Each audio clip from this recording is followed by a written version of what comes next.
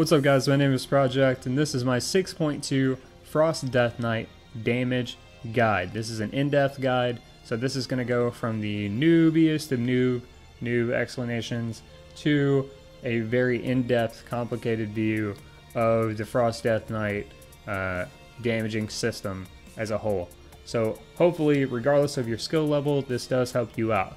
So we've got a couple of things that are very important and set us apart from every other class in the game. As a Death Knight, we operate based off diseases. So we have our Frost Fever and our Blood Plague.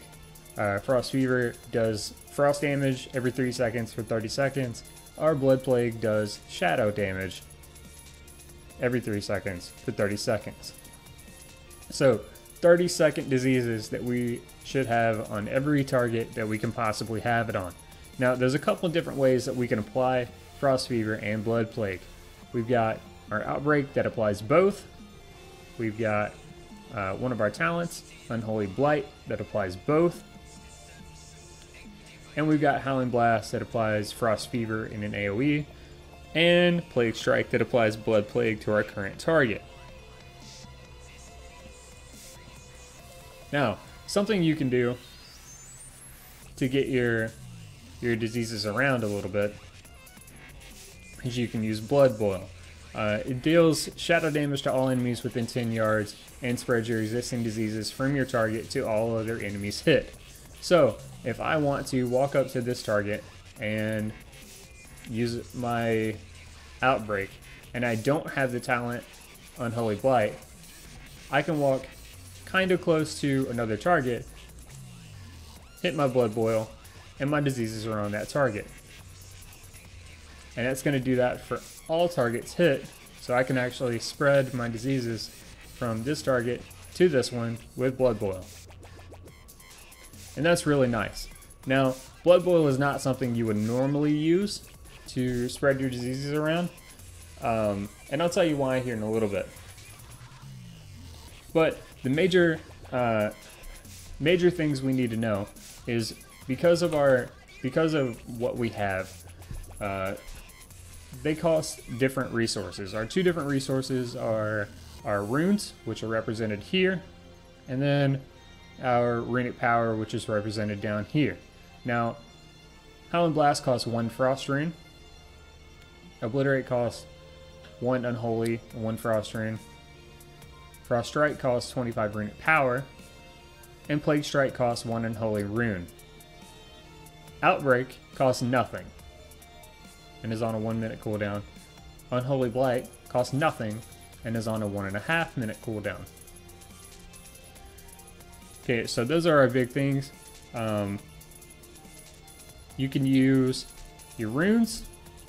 When you walk up to this, when you use your runes, you're going to generate runic power. Once you have enough runic power, you can use your Frost Strike to get your runic power down. And that's just the basic rotation. But we need to talk about what these abilities actually do and how that affects us as far as a real rotation. Now, the real rotation is you walk up to the target and you put your diseases on it. And you're going to see that my Obliterate has lit up here, and so has my Frost Strike. That is a proc. It's called Killing Machine. Guaranteed critical strike on your next Obliterate or Frost Strike. That's pretty important. Okay, so I'm gonna use that on Obliterate for now, and I get another proc. Now, what's causing my Killing Machine procs? Let's take a look.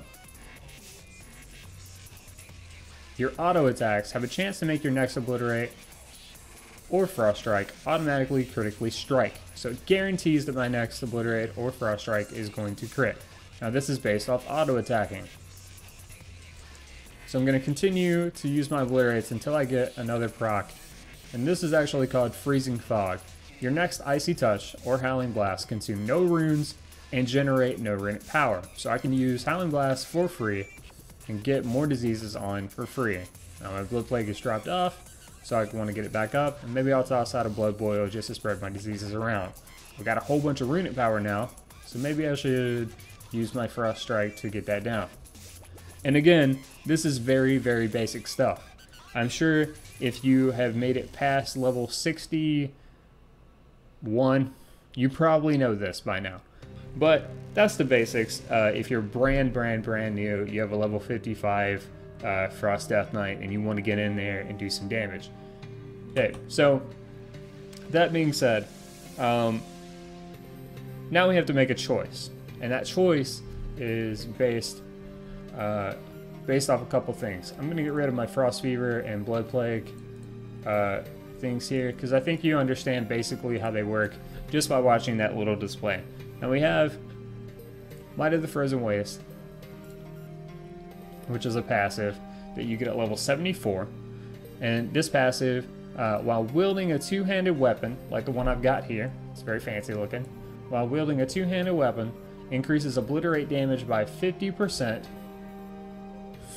and all melee attacks by 35%. So you can see a major increase in your physical damage when you're using a two-hander weapon. Now, while dual wielding, or using two one-hander weapons, like I am now, dual wielding increases frost strike damage by 100% and causes your weapon damage strikes to also strike with your offhand.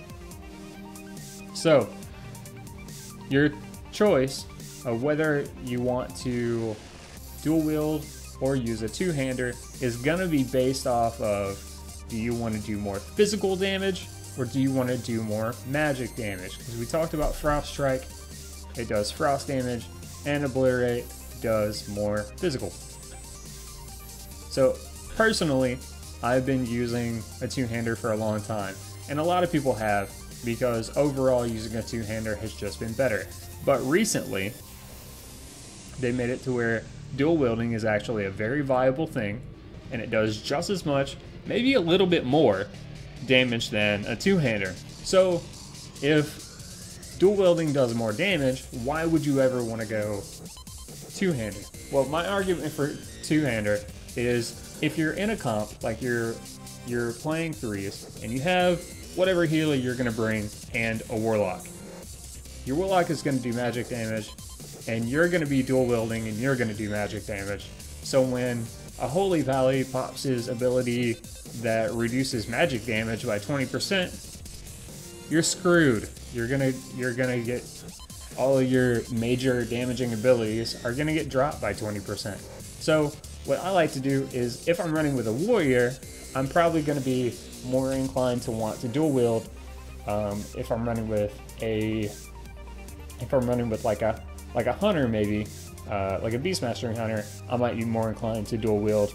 If I'm running with a warlock or like a mage or a caster of some sort, I might be more inclined to use a two-hander because I want to vary up what my comp brings to the table and where our damage actually comes from.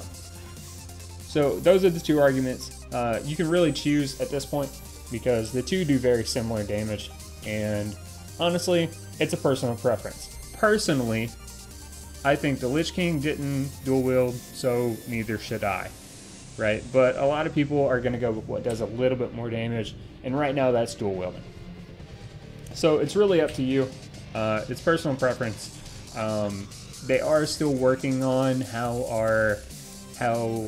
Might of the Frozen Waste actually works. They're fine-tuning our damage, and eventually they're going to get the two really, really close. So it is kind of a choice of whether or not you want to do magic damage or physical damage, or you just think, you know, wielding two weapons or one giant two-hander, whichever one you think looks cool, right? That's gonna be all preference.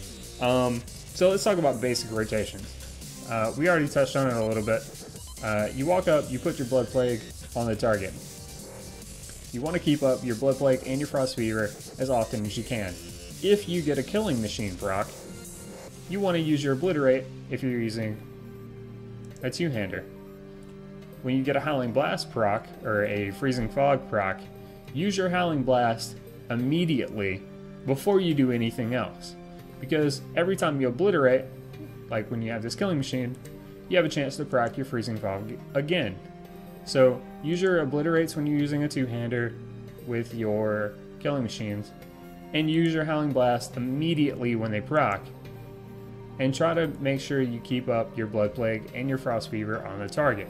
Now, when your Riddick power gets to about 80, maybe 90, maybe 100, start using your Frost Strikes. Now here, I need to get rid of Riddick power, so I'm probably going to go ahead and use my Frost Strike, even though I do have that Killing Machine proc. Occasionally, you're going to have to make decisions, and honestly, sometimes it's not worth waiting. So, try to use Killing Machine with a Obliterate with a two-hander, and if you're going to use a couple of one-handers, try to prioritize your Frost Strikes.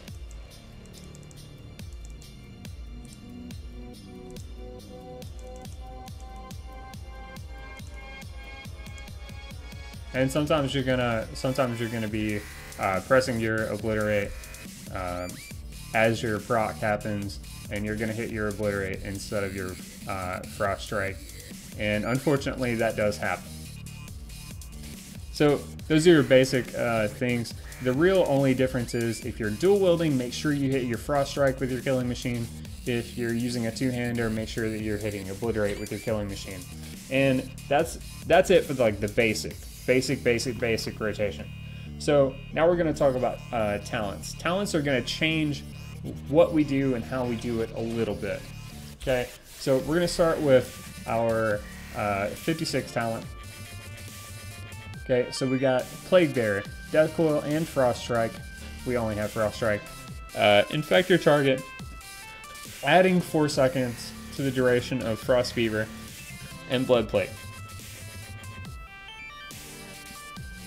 Okay, so every time you Frost Strike, you add 4 seconds to the duration of Frost Strike, Frost Fever, and Blood Plague, and add an additional Necrotic Strike. We'll talk about Necrotic Plague we'll talk about Necrotic Plague in a second. And then we have Plague Leech. Consumes your Blood Plague and Frost Fever on a target. Activates up to 2 random fully depleted runes as Death Runes. So our Death Runes can be used as Blood Runes, Frost Runes, or Unholy Runes. So that's really nice, especially when you're running low and you don't have any runes available. It's really nice to have a Plague Leech to pull your diseases off your current target and give you a couple of runes, maybe to get that extra Obliterate in to kill a healer at the very end of a fight. It is really nice. Or you can also use it defensively for other reasons. But today we're just talking about damage, so you're going to use it on an Obliterate. Okay, so we also have our Unholy Blight. It surrounds you with a whole bunch of flies and stuff, and you know, just general nastiness, and it's going to apply Frost Fever and Blood Plague to everything around you. Okay, so our 56 talent, that does applies to our damage, and then our 100 talents, Necrotic Plague, it replaces both your Blood Plague and your Frost Fever, and it just makes one big plague. Necrotic Plague does damage every 2 seconds, and it increases in stacks. So it does more damage every time it does damage. It gains a stack up to 15 stacks. Once it's at 15 stacks, it goes for the full duration of the 30 seconds. It continues until it's been on the target 30 seconds. Every time it does damage, though, it moves to, or it actually just infects whatever is next to it. So I kind of want to show you this because it may be hard to understand if you're new to how this works. But if I apply Necrotic Plague to this guy, as soon as it does damage, you see it jump. It did damage to it moved over and it applied to the person next to it. If there were 20 people here, that would have applied to everything within 8 yards of this target originally, which is really nice. Now, what's really cool is that because it replaces both of your diseases, if you Howling Blast, you're going to apply it to that entire crowd. That entire crowd, this entire crowd, and this one. And now you're doing a whole bunch of damage for free, and you beat on your priority target. Necrotic Plague is a very cool thing. I'm a huge fan. If you're not, you obviously have not played this class very long. But I love it. Necrotic Plague is a good time. And now we have Defile. Defile is actually going to replace your Death and Decay, which is an AoE that you put down. It costs 1 Unholy Rune. Okay, so it's going to replace this, and it gets a little bit gradually bigger over time. And then we have Breath of Sindragosa. Continuously deals Shadow Frost damage every second to enemies in a cone in front of you within 12 yards. I'll show you this in a second. Okay, so these talents, you're going to notice a couple things. Plague Leech. It takes both of your diseases off of the target and gives you back 1, maybe 2 runes. It works really well with Blood Plague. So here's the first combination of talents that works really, really well together. And I'll tell you exactly how this works as we do it. So I'm gonna walk up. I'm gonna put my Necrotic Plague on a target, right? And here's what I like to do. I like to once I get Necrotic Plague on the target, I like to go until I get a Freezing Fog proc. Now I'm gonna use my Plague Leech. Alright, now I can use it. Use my Plague Leech, and then reapply my Necrotic Plague. So Plague Leech works really well with Necrotic Plague because Necrotic Plague is only 1 disease, and I only have to really worry about it by itself. I don't have to use my Plague Strike as much, which is nice because Obliterate costs 2 different types of runes. So Necrotic Plague is really good for this is very good for like high mobility fights. You're not going to have a lot of uptime. You're not going to be able to be on your target all the time. Now, if the boss is standing still, we got a slightly different option. If the boss is standing still, you might want to go Plague Bear and Defile. Now, this is really good because you can apply your diseases, right? And you use your stuff. I'm gonna switch to a one-hander because I think it looks cooler. You're gonna use your stuff. Okay, and you can see as I Frost Strike, the duration of my Blood Plague and my Frost Fever goes up. Now, what's really nice about this is because you're going to be getting those Howling Blast, the Freezing Fog procs that make your Howling Blast free, it's going to reset this.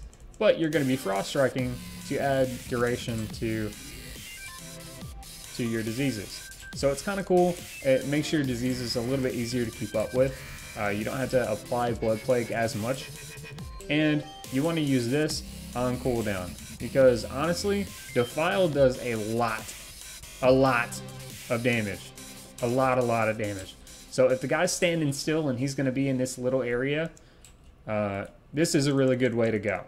A really good way to go. So it's really nice. I like this for still beat on the boss, don't really move a whole lot type of fights, like Gruul and Blackrock Foundry. If you raided back in Kata, like the first boss of Dragon Soul, that type of thing, where the boss isn't going to move a lot and you're going to have a whole lot of uptime. If you don't have a whole lot of uptime, this is a horrible spec and you should not go it. Now, another way to go, and I really like this one for arenas. I actually have a video up of Shadow Cleave where I was using this particular system, is Unholy Blight and Breath of Sindragosa. Now, Breath of Sindragosa is one of those things where it's a toggle ability. So if I hit this button and I hit it again, it's going to toggle it off. So I actually have a macro that is my burst for Frost, and in that macro I have /cast Breath of Sindragosa. So when I use Breath of Sindragosa, that exclamation point is going to make it to where it turns on, and I'll put Breath of Sindragosa on my bar just so you can see it actually activate. But If I turned it on and turned it right back off, it would waste a 2-minute cooldown and it would go on cooldown. With this, it turns it on and it doesn't go off until it's off. Okay, so this is going to bring us to another major cooldown, offensive cooldown of ours, and that's going to be Empower Rune Weapon. Empowers your rune weapon, immediately activating all of your runes and generating 25 runic power. This is huge, guys. Huge. It's a 5-minute cooldown, and it's a 5-minute cooldown for a reason. So don't just use it for no reason. So we're going to apply our diseases. We're going to get out our obliterates. We're going to use our Howling Blast proc. We're going to get to this point where we have little to no runes and like no runic power. Okay, now with Breath of Sindragosa, it deals a lot with pulling up a whole bunch of runic power. And this is about the point we want to be before we use Breath of Sindragosa.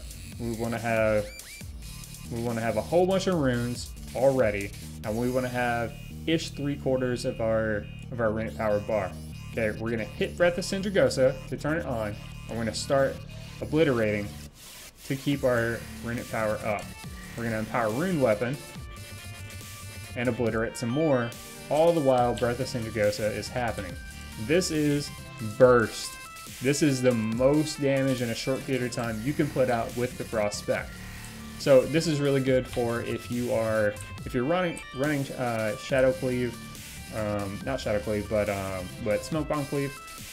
I've got a couple of videos of stuff where I do use Breath of Sindragosa, and you can take a healer from 100 to 0 if they can't get out of a stun.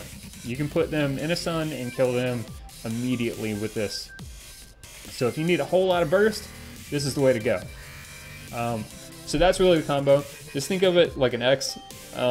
Plague Bearer works really well with Defile, and doesn't really work well with Necrotic Plague. Not really. Plague Leech works amazing with Necrotic Plague though. And I personally like Plague Leech and Necrotic Plague for a PvP situation all the time. And honestly, most of the bosses in Hellfire Citadel, this is actually a really good spec because there's a lot of AoE. There's a whole lot of time where you're not going to have a bunch of uptime. So this is going to help you out a lot. I would not recommend Unholy Blight, Breath of Sindragosa for anything outside of something where you need a whole lot of burst. So like really long boss fights, this is not going to be for you. So now that we talked about how the 56 and 100 talents really work with each other, now we've got something else. Blood Tap, Riddick Empowerment, and Riddick Corruption. These three are going to be based on how much time you spend in different presences. Now, I haven't talked about the different presences, but you have Unholy Presence. It makes you run a little bit faster, 15% faster, increases your haste by 10%, and every time you switch from one presence to the other, you can see here, once I build up some runic power, every time I switch,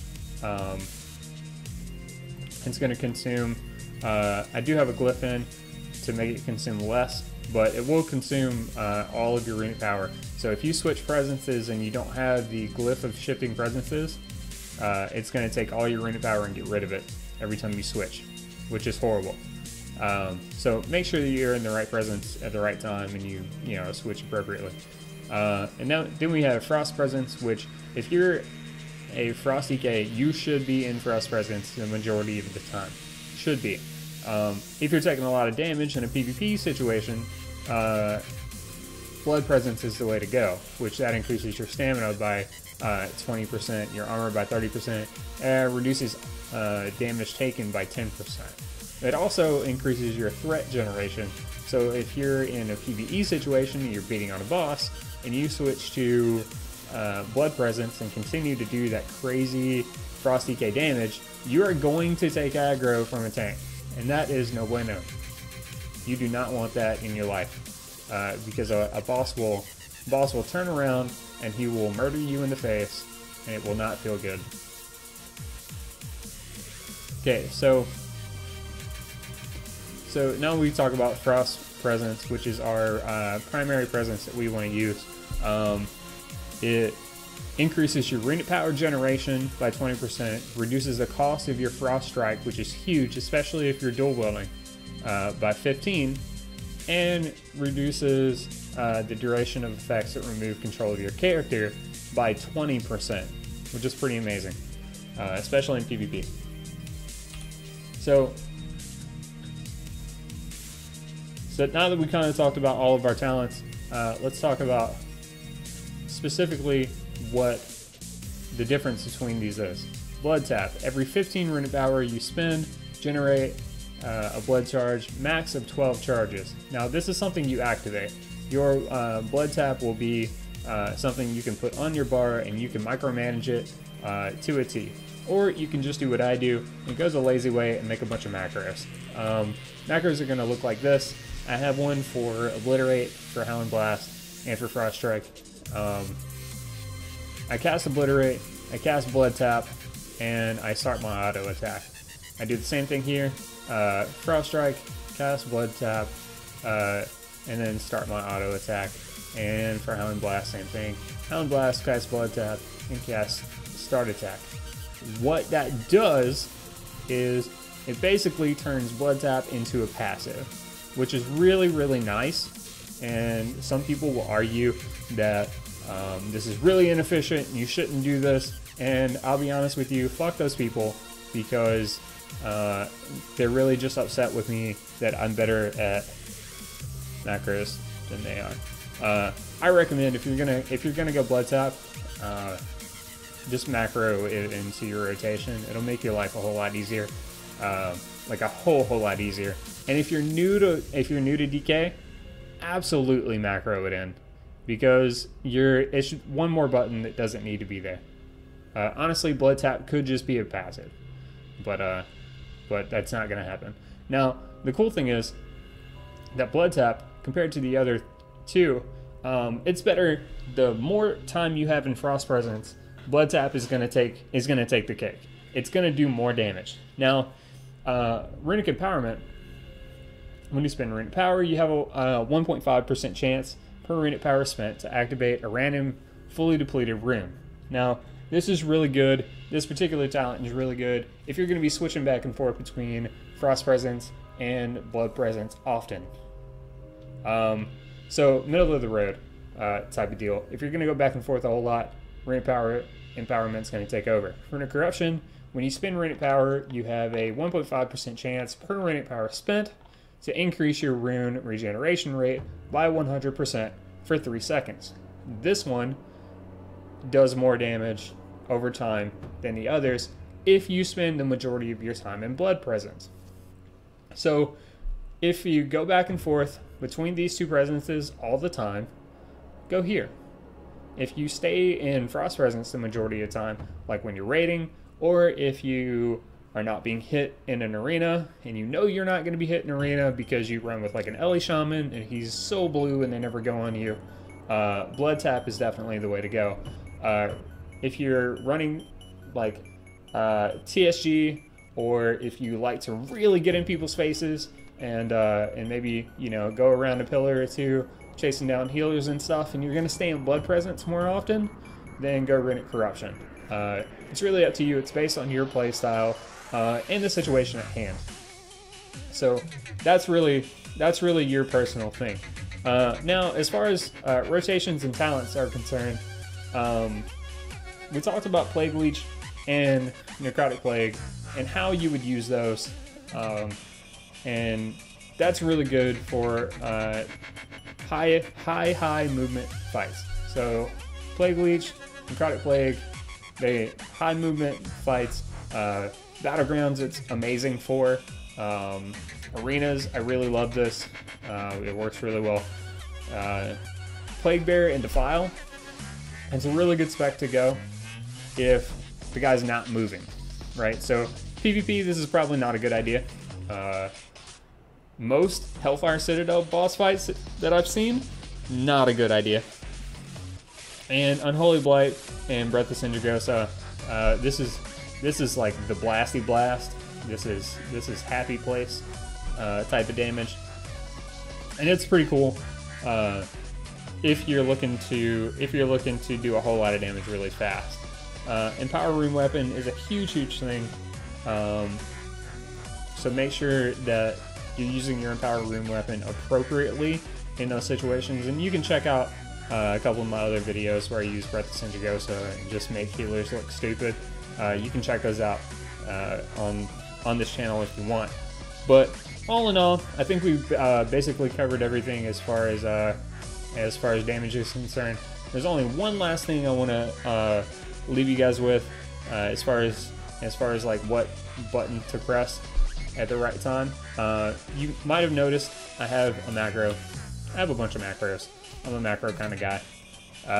But you can macro in your use trinket. So here I have a versatility increase trinket. So I had that macroed into my hate macro. So when I really want to drop some hate on somebody, I'm gonna pop my Wild Combatant's Badge of Adaptation, which the use on it is a 1 minute cooldown. And I'm also gonna cast my Pillar of Frost, which if we take a look at Pillar of Frost, is a 1 minute cooldown. Now, Power Frost increases the Deathknight's strength by 20% and grants immunity to external movement effects such as knockbacks, which is amazing for PvP, especially at the Lumber Mill and around the Basin. So, using these on cooldown in a type of boss fight, using your trinkets on cooldown in a big boss fight, especially when you do have uptime, is huge. Using your Pillar of Frost on cooldown as much as you can is huge. You want to do more damage, keep your use trinket and your Pillar of Frost up. Right? If you can use them, do it. Right? Just do it. Thanks, Shia LaBeouf, for that. Just do it. And also, thank you to Nike for that. And then the last thing is, once a target gets below 35%, or pretty close to 35%, like you know he's going to be below 35%, use your Soul Reaper every time you can, because Soul Reaper hits for a whole lot of damage. It only costs 1 Frost Rune. It strikes the enemy for a bunch of physical damage, so it does enough physical damage that it's worth using at low health anyway. And it afflicts the target with Soul Reaper. After 5 seconds, if the target is below 35% health, it does a whole lot of additional Shadow Frost damage.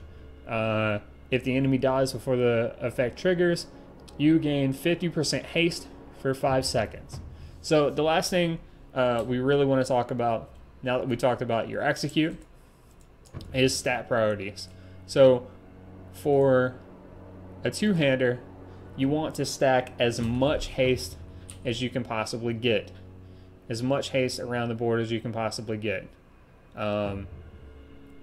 Because your auto attacks proc Killing Machine and your melee attacks do 35% more damage because you're using a two-hander. So you want to do more melee attacks so you have more damage, and you also want to have more chances at getting that Obliterate proc, or the Killing Machine proc, to use for your Obliterates.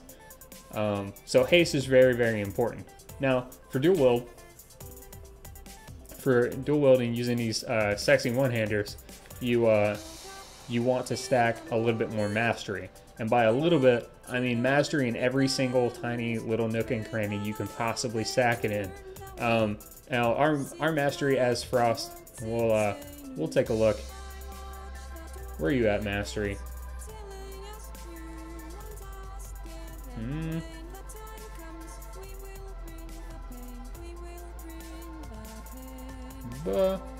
Okay.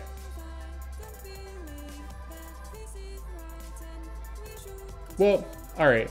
I can't find it because I can't read. Reading's hard. Words are hard. But I will tell you that our mastery increases our frost damage. Which is a really cool thing.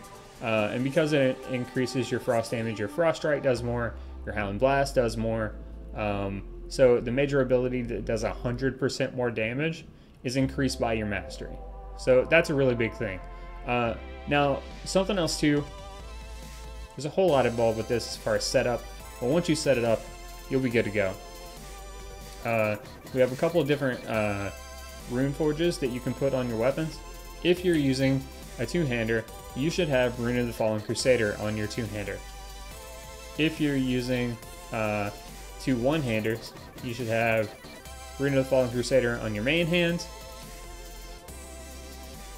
And then, I don't have it here, but Rune of Razor Ice on your offhand. And that's because Razor Ice increases your frost damage dealt by 3%, which is pretty big. So that's about it as far as how to do damage, where your damage comes from. Hopefully I've kind of opened your eyes to a couple of different specs you can do. And I do want to talk about, and I'm specifically at this point talking to brand new DKs that have not really done this for very long.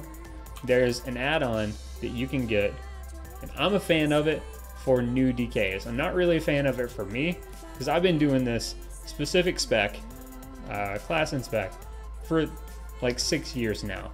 I've been playing this exact same thing. But if you're kind of new to the class, this is really going to help you out. This add-on is called Event Alert. You see it right here? Event Alert. It does exactly what you're about to see. So you walk up to your target and you hit it, and you get a proc. It puts it very prominently on your screen that you have a Freezing Fog proc, and now you also have a Killing Machine proc. So you know, I need to hit my Howling Blast, I need to hit my Obliterate, and now I keep doing my normal rotation. I'm gonna Frost Strike, I have a Killing Machine proc, I'm gonna Obliterate, I have a Howling, Freezing Fog proc, I'm gonna Howling Blast, I have another Killing Machine proc, and I have an Obliterate coming up, so I'm gonna use that.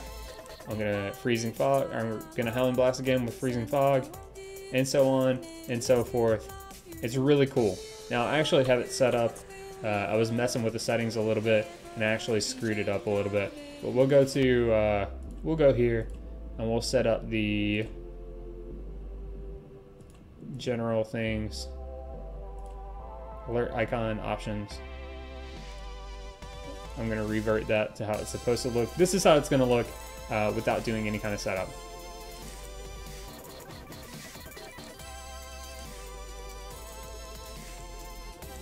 This is kind of nice. It is really nice. If you're a brand new DK, this is going to help you out a whole lot. Highly recommend this add-on if you've never played this class before. And this add-on actually does work with other classes too.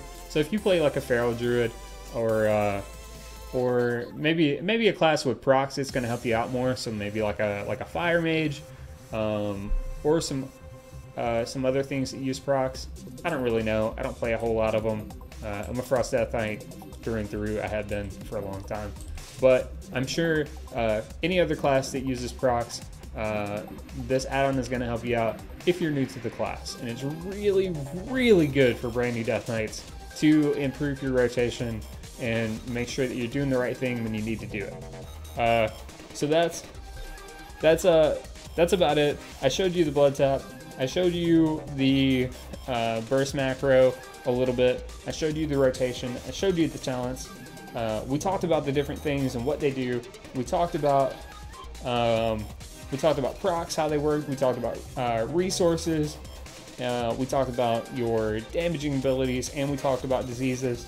That is everything you need to know about doing damage as a Frosty K.